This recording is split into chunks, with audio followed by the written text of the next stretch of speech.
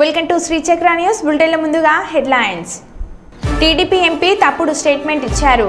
కేజ్రీవాల్ భార్య.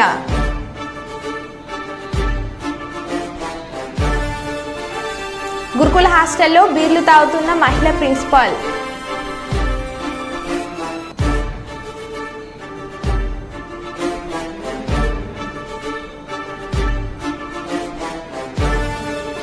ప్రజాభవన్లో తెలుగు రాష్ట్రాల సీఎంల సమావేశ ప్రారంభం.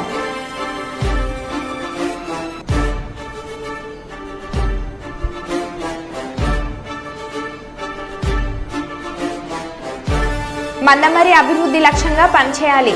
చెన్నూరు ఎమ్మెల్యే వివేక్ వెంకటస్వామి.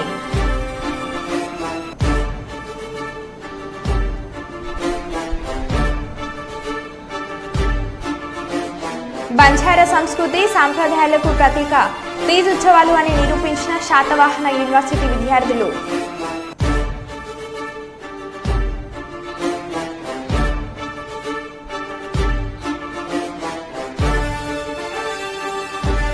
ఇక వివరాల్లోకి వెళ్తే AP CM Chandrababu Telangana CM Revanth Reddy హైదరాబాద్లోని ప్రజాభవన్లో భేటీ అయ్యారు.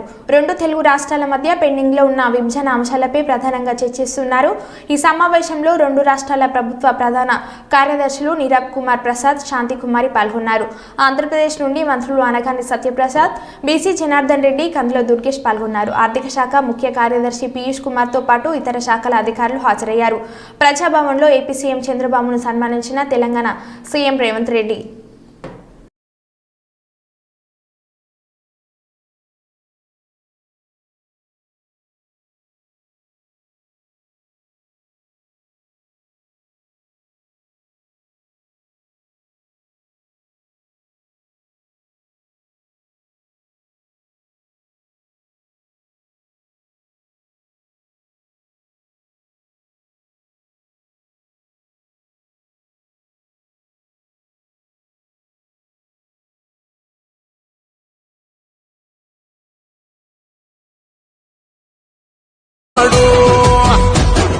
సోనియమ్మ దివెనతోని రాహులన్న సైనికుడయ్యి పెద్ద కొడుకై యుద్ధం చెయ్య సిద్ధమాయే రేవంత్ అన్న. మూడు రంగుల జెండా పట్టి సింగమోలే కదిలినాడు. ఒక్కరో కాంగ్రెస్ సూర్యుడు మన రేవంత్ అన్న నిగ్గదీసి అడిగే మొనగాడు.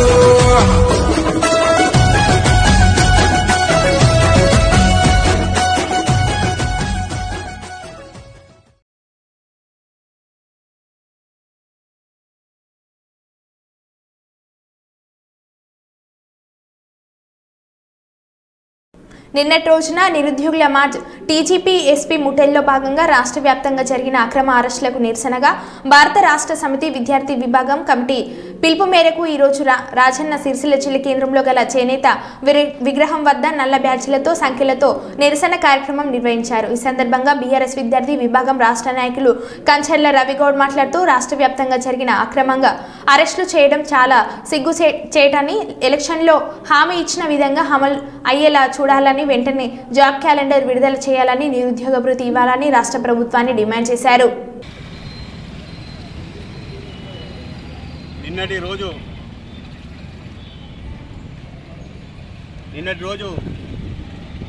నిరుద్యోగులు ముట్టడికి ఈ రాష్ట్ర ప్రభుత్వం ఎక్కడెక్కడ రాష్ట్ర వ్యాప్తంగా నిరుద్యోగులను, యువతను, విద్యార్థులను అరెస్ట్ చేయడానికి నిరసిస్తూ ఈరోజు భారత రాష్ట్ర సమితి విద్యార్థి విభాగం రాష్ట్ర కమిటీ పిలుపు మేరకు సిరిసిల్ల జిల్లా చేనేత విగ్రహం దగ్గర నిరసన తెలపడం జరుగుతుంది.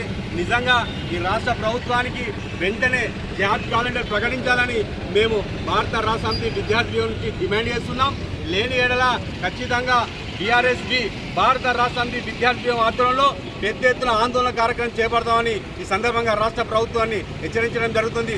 నిజంగా ఆనాడు ఎలక్షన్ల ముందు గద్దెనెక్కనప్పుడు మీరు విద్యార్థులు కానీ, యువత కానీ, నిరుద్యోగులు కానీ మీరు ఖచ్చితంగా జాబ్ క్యాలెండర్ విడుదల చేస్తామని ఆనాడు గద్దెనెక్కినాక మర్చిపోవడం పద్ధతి కాదని ఈ సందర్భంగా మేము అడగడం జరుగుతుంది. నిజంగా మీకు వెంటనే జాబ్ క్యాలెండర్ను విడుదల చేయాలని మేము భారత రాష్ట్ర సమితి విద్యార్థి విభాగం ఆధ్వర్యంలో పెద్ద ఎత్తున ఆందోళన కార్యక్రమం కూడా మేము శ్రీకారం చుడతామంటే ఈ సందర్భంగా తెలియడం జరుగుతుంది. నిరుద్యోగులకు నిరుద్యోగులకు టీఆర్ఎస్ పార్టీ ఖచ్చితంగా అండగా ఉంటుందని ఈ సందర్భంగా తెలియడం జరుగుతుంది. ఖచ్చితంగా విద్యార్థులకు విద్యార్థి లోకం యువత లోకం ఒక్కసారి వెళ్తే రాష్ట్ర ప్రభుత్వం చూత రాబోయే రోజుల్లో గడ్డు పరిస్థితి ఏర్పడుతుందని సందర్భంగా తెలియడం జరుగుతుంది. ఖచ్చితంగా విద్యార్థులతో కానీ యువతతో కానీ పెట్టుకోవద్దని మరోసారి మేము తెలియడం జరుగుతుంది. నిజంగా మీకు విద్యార్థుల మీద కానీ యువత మీద కానీ ఏమైనా ప్రేమ ఉంటే వాళ్ళ బంగారు భవిష్యత్తు దృష్టిలో పెట్టుకొని ఖచ్చితంగా మీరు ఎలక్షన్లో హామీ ఇచ్చినాయని అమలు చేయాలని మేము ఈ భారత రాష్ట్ర సమితి విద్యార్థి యూనియన్ నుంచి డిమాండ్ చేస్తున్నాం. లేకపోతే రానున్న రోజుల్లో రాష్ట్ర వ్యాప్తంగా బీఆర్ఎస్బి భారత రాష్ట్ర సమితి విద్యార్థి యూనియన్ ఆధ్వర్యంలో పెద్ద ఎత్తున ఆందోళన కార్యక్రమం కూడా శ్రీకారం చుడతామని సందర్భంగా తెలియడం జరుగుతుంది. నిన్న మీరు అరెస్టులతో ఆపడం కాదు, అరెస్టులు చేయడం విద్యార్థులు కానీ యువత కానీ కొత్త కాదని సందర్భంగా తెలియడం జరుగుతుంది. ఈ యువతతోని విద్యార్థులతోనే తెలంగాణ రాష్ట్రం ఏర్పడదని ఒక్కసారి గుర్తించుకోవాలని ఈ సందర్భంగా తెలియడం జరుగుతుంది. మీరు ఖచ్చితంగా ఇప్పటికైనా జాబ్ క్యాలెండర్ను విడుదల చేయాలి, లేకపోతే రానున్న రోజుల్లో మీకు గడ్డు పరిస్థితి ఏర్పడతాని ఈ సందర్భంగా తెలియడం జరుగుతుంది. జై తెలంగాణ.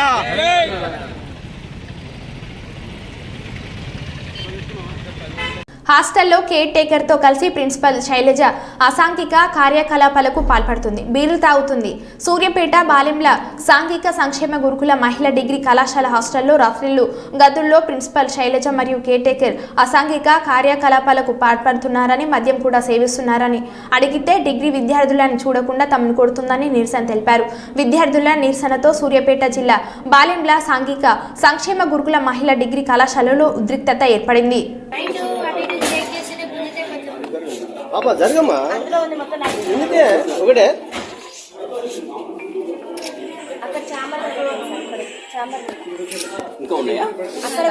ఆల్కహాల్ చేయడానికి ఆమెకు సెల్ఫ్ కంట్రోల్ అనేది ఉండదు సార్. మేము అందరం మేజర్స్ అసలు మమ్మల్ని ఎట్లా కొడతారు, సొసైటీలో అసలు కొట్టే రూలే లేదు. అసలు 5th క్లాస్ నుంచే కొట్టారు.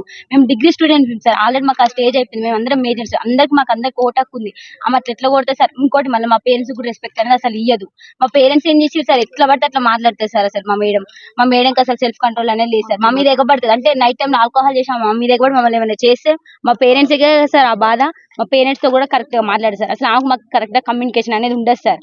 మీరు ఆల్కహాల్ ఏసీటీ మేడం బాగా సపోర్ట్ సార్. మేము నైటే పట్టుకున్నాం, అందుకనే ఇంత దాకా రావాల్సి వచ్చింది సార్.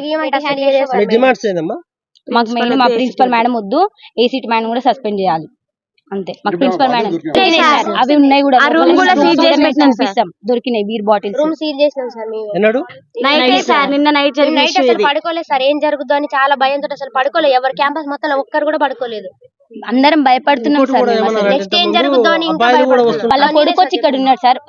అంటే వాళ్ళ కొడుకు వచ్చినప్పుడల్లా మేము చాలా అన్కంఫర్ట్ గా ఫీల్ అయినాం సార్. మేము అందరం ఆడపిల్లలేం సార్, షార్ట్స్ వేసుకుంటాం, ఇంకెట్లనే ఉంటాం సార్. మేము కాలేజ్లో ఉంటున్నాం, హాస్టల్ అంటే కాలేజ్ టైం అయిపోయిన తర్వాత హాస్టల్ మేము అందరం డ్రెస్ చేంజ్ చేసుకుంటాం. కానీ మేము చాలా అన్కంఫర్ట్ గా ఫీల్ అయినాం సార్. వాళ్ళ కొడుకు వచ్చి 5 days 6 days 1 week వరకు ఉన్నారు సార్. అట్లా ఎట్లుంటారు సార్, అసలు అది రూల్ ప్రకారం ఉండొచ్చా సార్? తను బయట కూర్చుంటే మమ్మల్ని బయటికి రావద్దనే సార్. 3 years 4 years అయితే ఓకే సార్, కానీ మా ఏజ్ పర్సన్ అట్లా ఎట్లుంటారు సార్ హాస్టల్లో? అమ్మాయిలు అసలు ఇది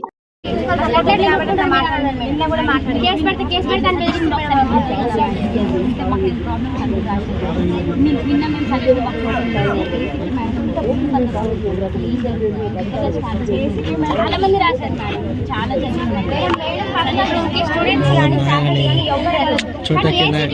ఏం పని అసలు ఎందుకు వెళ్తారు? మేడం పర్మిషన్ లేకుండా ఆబ్సెన్స్ లో ఉన్నా అయినా కూడా అసలు అట్లా రూమ్ ఓపెన్ చేస్తారు. కరీంనగర్ జిల్లాలోని కొత్తపల్లి మండలంలోని శాతవాహన యూనివర్సిటీలో బంజారా విద్యార్థులు 9 రోజుల పాటు భక్తి శ్రద్ధలతో నిర్వహిస్తున్న తీజ్ ఉత్సవాలు నేటితో ముగిస్తున్నందున ముగింపు కార్యక్రమానికి ముఖ్య అతిథులుగా యూనివర్సిటీ రిజిస్ట్రార్ కొత్తపల్లి మాజీ వైస్ ఎంపీపీ బుక్య తిరుపతి నాయక్ హాజరయ్యారు. ఈ సందర్భంగా వారు మాట్లాడుతూ గిరిజన తండాల్లో తీజ్ ఉత్సవాలను ఘనంగా జరుపుకునేందుకు గిరిజన పెళ్లి కాని యువతులు తమ జీవితాల్లో కొత్త మలుపులు వచ్చేలా అన్ని శుభకార్యాలు జరిగేలా ఆరాధ్య దైవాన్ని ప్రార్థిస్తూ ఈ వేడుకలను నిర్వహిస్తారని, 9 రోజుల పాటు నిర్వహించే తీజ్ ఉత్సవాల్లో ఉపవాస దీక్షల నడుమ భక్తితో నిర్వహించుకుంటారని తెలిపారు.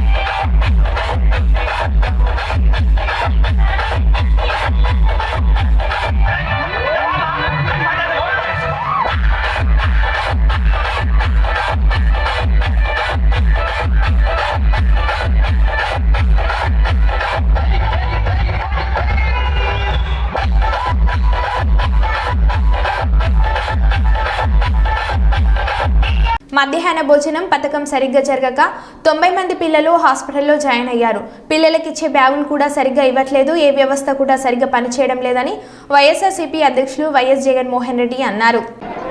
ఒకసారి హాస్పిటల్లో కూడా ఒకసారి చూడండి. ఒకసారి 90 మంది పిల్లలు ఇక్కడ జాయిన్ అయ్యారు. మధ్యాహ్న భోజనం పథకం సరిగ్గా జరగడం లేదు. పిల్లలకు కనీసం బ్యాగుల సప్లై కూడా సరిగ్గా జరగడం లేదు. ఇచ్చేటోడు ఎవడు ఇవ్వడం లేదు సరిగ్గా ఏది వ్యవస్థ అనేది ఏది సరిగ్గా జరగడం లేదు. వ్యవస్థను గాడిలో పెట్టండి.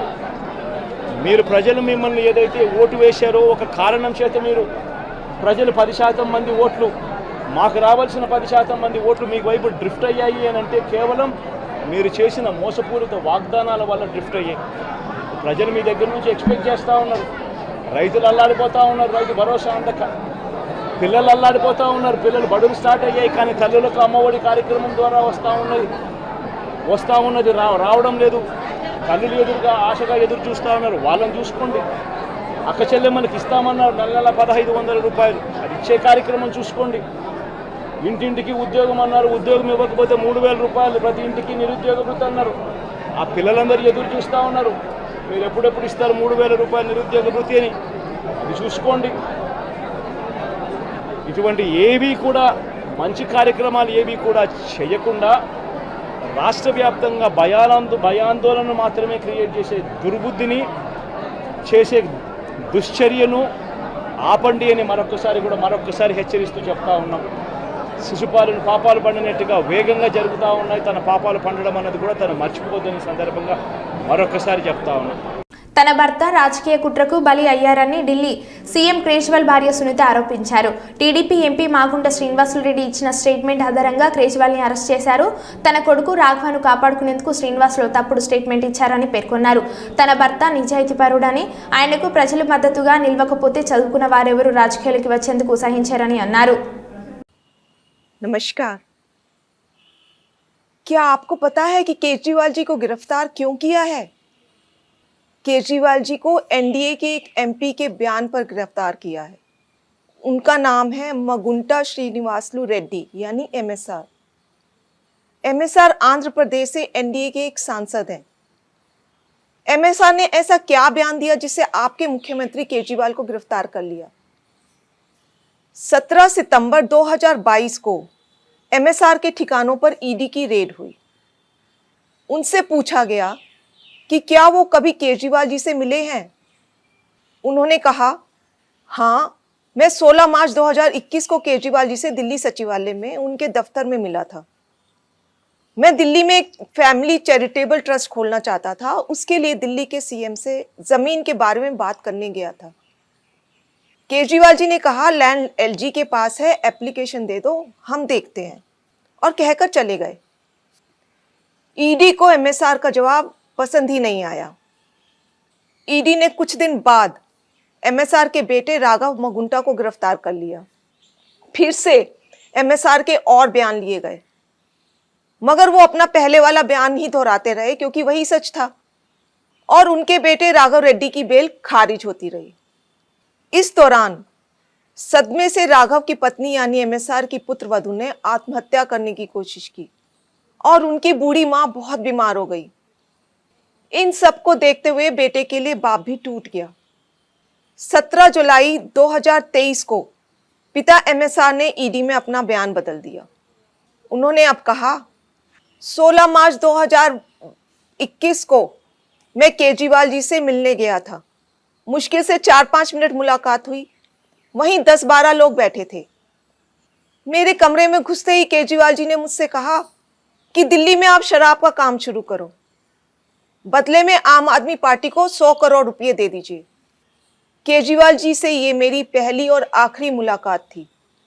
इस बयान के बाद अगले ही दिन एमएसआर के बेटे राघव रेड्डी को ईडी ने बेल दिलवा दी। जाहिर है कि एमएसआर का यह बयान झूठा है। वे खुद कह रहे हैं कि यह उनकी केजरीवाल जी से पहली और आखिरी मुलाकात थी। 10-12 लोग वहां बैठे थे। अगर किसी को किसी से पैसे मांगने भी थे तो वह क्या कोई किसी अजनबी से पहली मुलाकात में ही 10-12 लोगों के सामने इस तरह पैसे मांग लेगा? जाहिर है कि एमएसआर के बेटे और परिवार को 5 महीने बुरी तरह प्रताड़ित किया गया। इसीलिए एमएसआर ने अपने बेटे को बचाने के लिए झूठा बयान दिया, और इस बयान को देने के बाद 2 दिन में ही एमएसआर के बेटे को बेल मिल जाती है। इन सब बयानों से एक बात तो साफ हो गई कि अपने बेटे को जेल से निकलवाने के लिए एमएसआर ने झूठा बयान दिया। कोर्ट ने भी केजरीवाल जी को बेल देते हुए यही माना कि ईडी ने बेल का लॉलीपॉप देकर बयान लिया बिना किसी सबूत के। आपके बेटे केजरीवाल जी को एक गहरे राजनीतिक षड्यंत्र का शिकार बनाया गया है। वो एक सामान्य पढ़े लिखे देशभक्त और कट्टर ईमानदार व्यक्ति हैं। यदि आज आप उनके साथ खड़े नहीं हुए तो इस देश में पढ़े लिखे ईमानदार लोग कभी राजनीति में नहीं आएंगे। क्या मोदी जी केजरीवाल जी के साथ ठीक कर रहे हैं? इस वीडियो को ज्यादा से ज्यादा शेयर करें ताकि देश को पता चल सके कि मोदी जी कैसे ईडी सीबीआई के जरिए एक गहरे राजनीतिक षड्यंत्र के तहत आपके केजरीवाल और आम आदमी पार्टी को खत्म करना चाह रहे हैं। जय हिंद।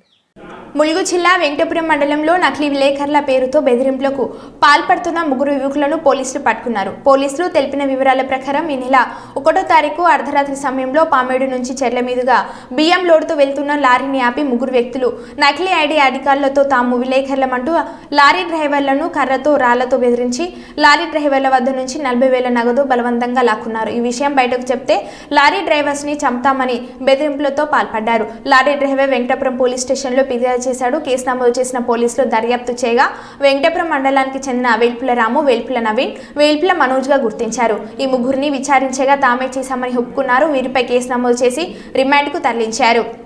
కాకినాడ జిల్లా పిఠాపురంలో గవర్నమెంట్ మద్యం షాప్ నెంబర్ 4666లో చోరీ 42 ఫుల్ బాటిల్స్ 10 బీర్ బాటిల్స్ను కాజేసిన దొంగలు. మద్యం షాపు వెనుక భాగం నుంచి రేకును పైకెత్తి సీసీ కెమెరాను లాగేసిన దుండగులు పిఠాపురం పోలీస్ స్టేషన్లో ఫిర్యాదు చేసేందుకు వచ్చిన సిబ్బంది ఇలాంటి ఇంటి దొంగలుగా భావిస్తున్న పిఠాపురం పట్టణ పోలీసులు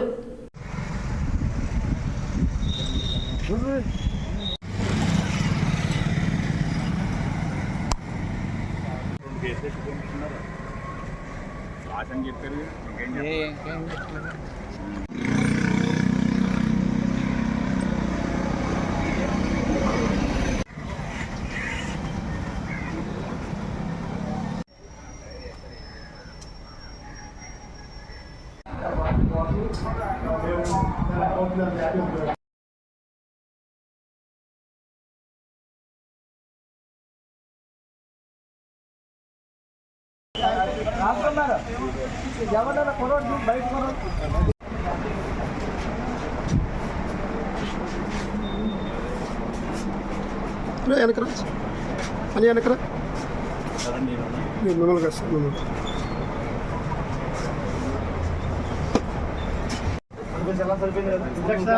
వెనకాల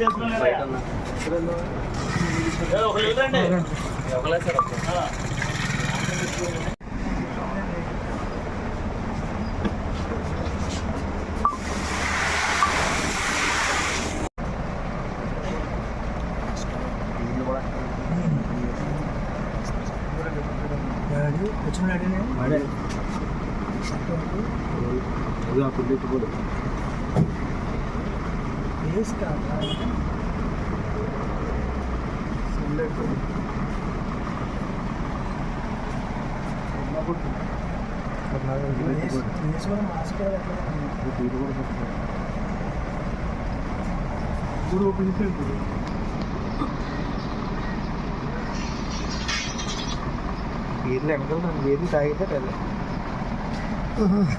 కష్టపడ్డారు కదండి బాబు.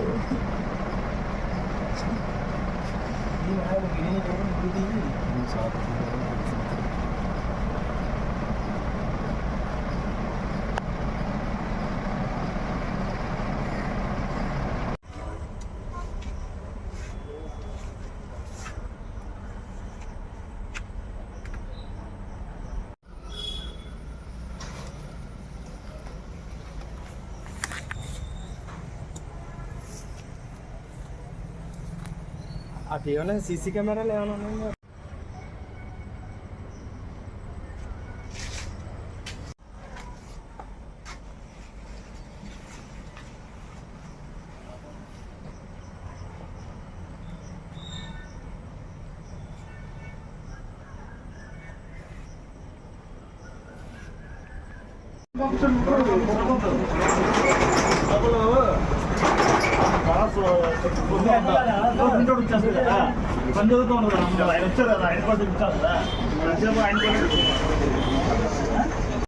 కుప్పం మున్సిపల్ పరిధిలోని కొత్తపేటకు చెందిన సోమశేఖర్ భార్య హిమబంధు ఎన్టీఆర్ విగ్రహం వద్ద నిరసనకు దిగారు.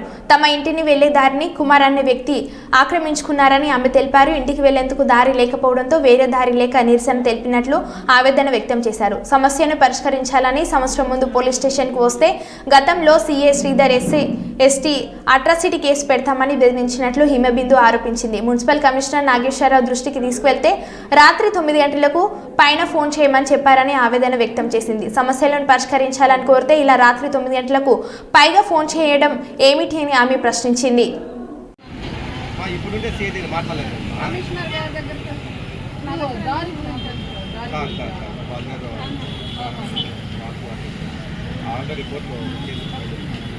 ఒకసారి వచ్చి మాట్లాడమా మనం మాట్లాడచ్చు. సిఐ కానీ ఎస్ఐ కానీ వాళ్ళని పిలిపించి ఒక్కరినైనా నేను ఒక ఆడబిడ్డ వచ్చి కంప్లైంట్ చేసినప్పుడు వాళ్ళని పిలిపించాల్సింది కనీస ధర్మం లేకుండా అది కూడా చేయకుండా నేను ఆడదాన్ని తిరుగుతా అంటే వాళ్ళు అంటే వాళ్ళ కొమ్ము కాస్తున్నారంటే ఏమర్థం? మీరు ఆఫీస్ ఉన్నారు కదమ్మా, నేను అందుకని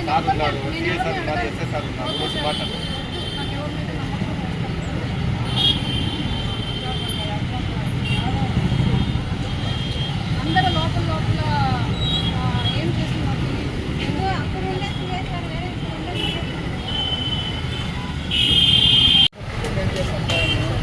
వేరే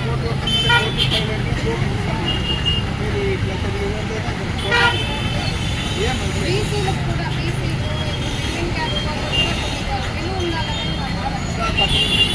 అది జరగాలంటే మనం ఇట్లనే నిరసన చెప్పాలి. మనము ఎస్సీ ఎస్టీ భయపడతా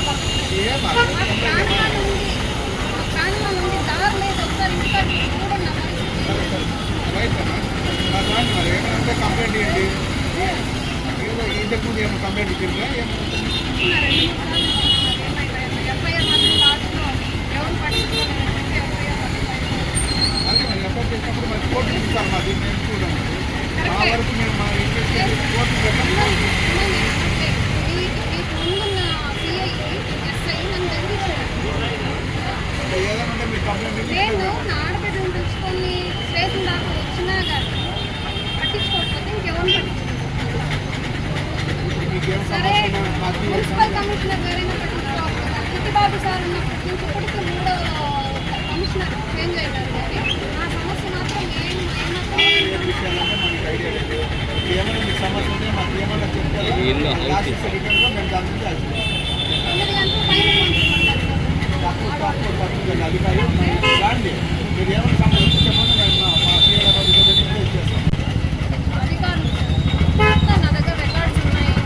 అంటే అది ఆటో రికార్డు ఫోన్ కాల్ 9 గంటల పైన ఎప్పటి నుంచి స్టార్ట్ చేసినారు గవర్నమెంట్ అధికారులు పనిచేసి 9 గంటల పైన పోలీస్ మున్సిపల్ కమిషనర్స్ వీళ్ళందరూ కూడా 9 గంటల పైన పనిచేసేది ఎప్పుడు స్టార్ట్ మామూలుగా పనిచేసేదే కష్టము. ఇంకా వేరే ఆడవాళ్ళకి ఎక్కడ ఉంది సార్? ఎంతమంది ఆడవాళ్ళని బలి చేస్తారు సార్? ఎస్సీ ఎస్టీ ఏం చేసినా నడుస్తుంది సార్. మేము బతకాల్సిన అవసరం లేదు సొసైటీలో. మా బీసీలకు కూడా ఏదో మాకు కూడా ఒక విలువ ఉండాలి సార్ సొసైటీలో. వేరే క్యాస్ట్ కానీ వేరే ఎవరు బతకాల్సిన పని లేదు. అందుకనే అంబేద్కర్ గారిని డైరెక్ట్గా అడుగుతాను.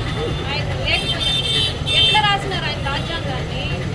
ఓన్లీ ఎస్సీ ఎస్టీలకు మాత్రం రాసేసారు. మేమేం పాపం చేస్తాం సార్? వాళ్ళు కొట్టినా మా మీద వాళ్ళు కూడా యాక్షన్ తీసుకోవట్లేదు. పోలీసులు పిలిపించట్లేదు అసలు స్టేషన్. అంటే డబ్బుంటే ఏదైనా నడుస్తుంది, కొనేసుకోవచ్చు పోలీసులు. అది ఒక్కదాన్ని నేను అనుకుంటున్నాను తిరిగి అసలు బతకలేము. వాళ్ళు కొట్టినా తిట్టినా ఏం చేసినా మనం పడి ఉండాల్సిందే. ఎందుకు కావాలి సార్ ఈ బతుకు? అంటే ఇప్పుడు ఆ ల్యాండ్ని ఆక్రమించుకునే వాళ్ళు ఏం కష్టమా? ఎస్సీ ఎస్టీ అంటే సార్ అది నాకు తెలియదు. ఏం చెప్పినారు పోలీసులు చెప్పినారు. ఏమని? వాళ్ళు ఎస్సీ ఎస్టీమా నేను ఈ కేసు పెడితే నువ్వేం చేస్తావు, నువ్వు అసలు ఏమి చేయలేవు, కాడదాన్ని తిరగలేవు అని వాళ్ళే నాకు చెప్తాను.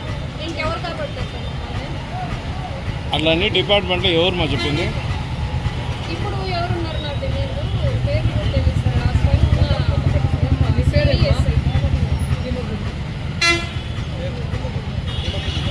అంటే మీరు స్టేషన్కి ఎప్పుడు పోయినప్పుడు ఈ మాట చెప్పినారమ్మా? లాస్ట్ ఇయర్ 1 ఇయర్ పైన అవుతుంది సార్.